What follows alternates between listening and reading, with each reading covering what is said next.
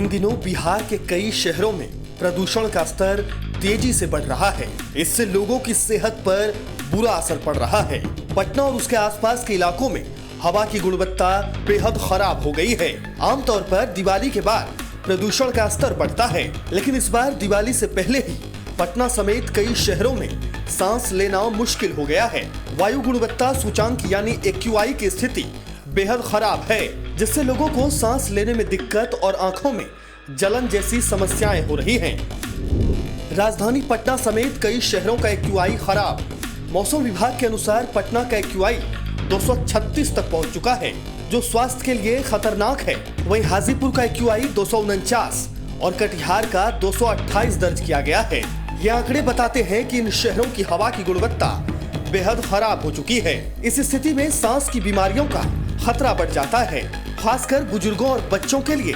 केंद्रीय प्रदूषण नियंत्रण बोर्ड CPCB के अनुसार जिन शहरों का AQI 200 के ऊपर है, वहां के लोगों को सांस लेने में दिक्कत हो सकती है और लंबे समय तक इस हवा में रहने से गंभीर बीमारियां भी हो सकती हैं। कुछ शहरों की हवा बेहतर। हालांकि बिहार के कुछ शहरों की हवा की गुणवत्ता अभी भी संतोषजनक स्थिति में है।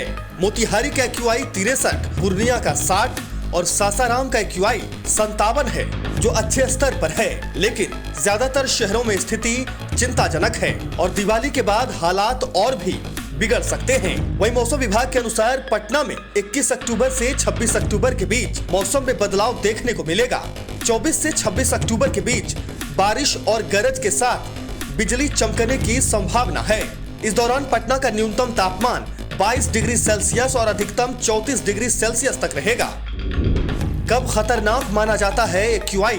दरअसल AQI को 4 वर्गों में बांटा जाता है। 0 से 50 तक का AQI अच्छा माना जाता है। 51 से 100 संतोषजनक, 101 से 200 मध्यम, 201 से 300 खराब, 301 से 400 बहुत खराब और 401 से 500 गंभीर माना जाता है।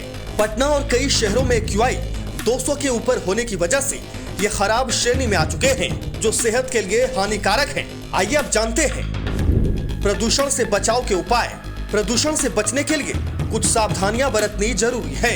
जब भी घर से बाहर निकलें, मास्क पहनकर ही बाहर जाएं, ताकि आप प्रदूषित हवा से बच सकें। आंखों की जलन से बचने के लिए चश्मा पहने। घर के अंदर एयर प्यूरिफायर का इस्तेमाल करें, खासकर जब घर में छोटे बच्चे और बुजुर्ग हों। बच्चों को इंडोर गेम्स खेलने के लिए प्रेरित करें और उन्हें बाहर पार्क में खेलने के लिए न भेजें। मॉर्निंग और इवनिंग वॉक पर कुछ समय के लिए न जाएं, क्योंकि इस समय हवा में प्रदूषण ज्यादा हो सकता है, जिससे सांस की समस्या हो सकती है। इस समय बिहार में प्रदूषण की स्थिति चिंताजनक है और इससे बचने के लिए हर किसी को सतर्क रहना होगा।